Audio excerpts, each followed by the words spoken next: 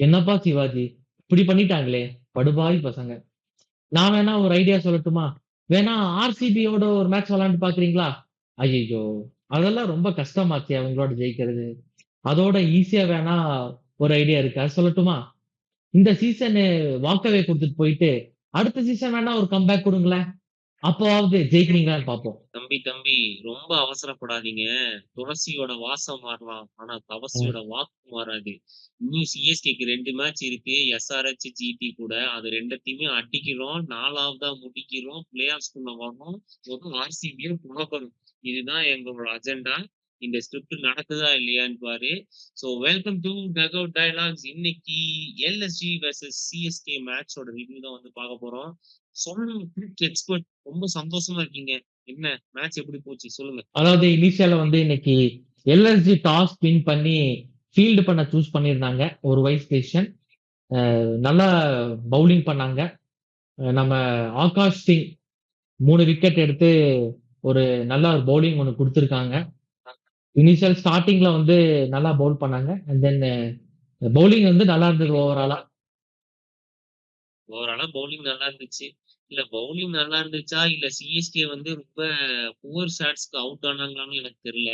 ஏன்னா பிளே ஆஃப்ஸ்லயே வந்து பார்த்தீங்கன்னா, ஆல்மோஸ்ட் ஒரு 2 விக்கெட் அவுட்டு. அதுக்கப்புறம் கார்த்திக் சர்மாவும், புருவிஸும் சேர்ந்து ஒரு மாரி பார்ட்னர்ஷிப் டெவலப் பண்ணி கொண்டு போயிட்டு இருந்தாங்க. கடைசியா வந்துட்டு சிவம் துபே, சிக்ஸர் துபே வந்துட்டு கொஞ்சம் இன்னைக்கு வந்து ஒரு அதிரடியான இன்னிங்ஸ் ஆடி எப்படியோ ஒரு ரெஸ்பெக்டபிள் 188 கொண்டு வந்து முடிச்சாய்ங்க. பட் 188 இந்த பிச்சுக்கு போதுமா அப்படின்னு பார்த்தா, கடைசியா தூபே ஆடும்போதே தெரிஞ்சிருச்சு 180 வந்து ரொம்ப ரொம்ப பார் ஸ்கோர் தான். இது பத்தவே பத்தாதுன்னு சொல்லிட்டு, சரி ஓகே ஏதோ ஒரு ஹோப்போட வருவோம் அப்படின்னு சொல்லிட்டு சிஎஸ்கே வந்து பவுலிங் வந்தாங்க. பட் எல்எஸ்ஜி பேட்டிங் பத்தி என்னால பேச முடியல. எனக்கு மனசு வரமாட்டேங்குது. நீங்களே சொல்லுங்க எல்எஸ்ஜி பேட்டிங் எப்படி இருந்துச்சுன்னு சொல்லிட்டு. எல்எஸ்ஜியோட பேட்டிங் வந்து outstanding. Mitchell Marsh and Josh English வேற லெவல்ல பேட் பண்ணாங்க.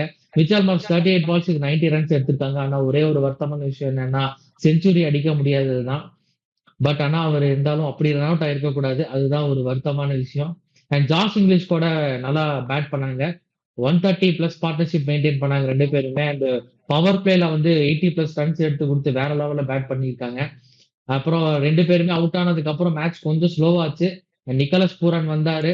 நிக்கலஸ் பூரன் வந்துமே வந்து கொஞ்சம் மேட்ச் ஸ்லோவாச்சு. பட் ஆனா ஃபைனல்ல போட்டு பொல பொலன்னு பொளந்துட்டாரு நம்ம நிக்கலஸ் பூரன். 6 பால்ல 6 அடிச்சுட்டாரு.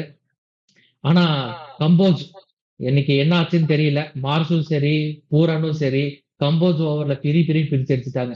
அதுதான் எனக்கும் தெரியல. சிஎஸ்கேவோட ஸ்டார் பவுலர் இந்த சீசன் ஃபுல்லா பிரமாதமா பெர்ஃபார்ம் பண்ணிட்டு இருக்கிற அன்சுல் கம்போஜுக்கு இன்னைக்கு கையும் வரல, காலும் வரல மாரி ஒரு bowling performance.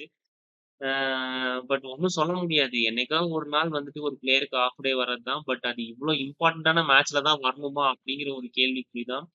But still Anshul compose மேல எனக்கு பெரிய ரிக்ரெட்ஸ் கிடையாது. மத்த பவுலர்ஸ் எல்லாருமே வந்து டீசென்ட்டான ஒரு பெர்ஃபார்மன்ஸ் குடுத்தாங்க. பட் யாருனாலயுமே அந்த விக்கெட் டேக்கிங் வந்துட்டு எடுக்க முடியல. அது ஏன்னு தான் தெரியல.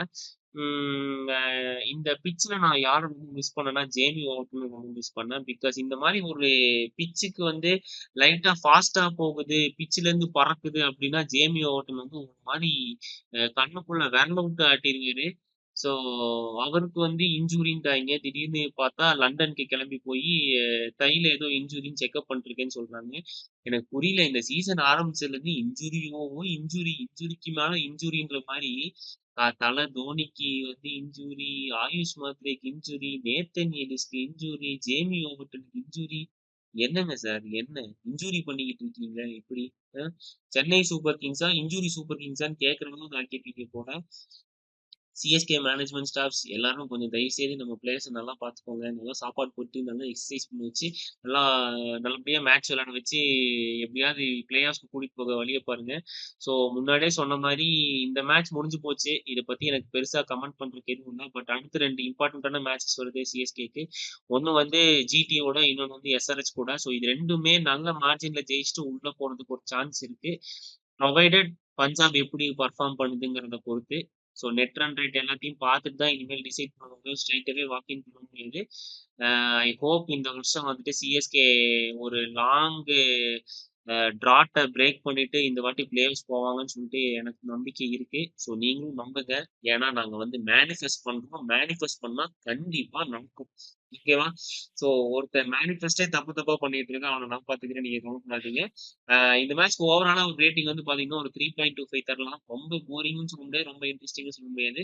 ஆவரேஜா இருந்துச்சு. அ அடுத்த மேட்ச்ல வந்துட்டு இன்னும் நெறைய அப்டேட்ஸ் வந்து சந்திக்கிறோம். அதுவரைக்கும் டாட்டா, பாய் பாய் சொல்லி விடைபெறுவது நான் உங்கள் கோகுல் மற்றும் சுஜித். Good night.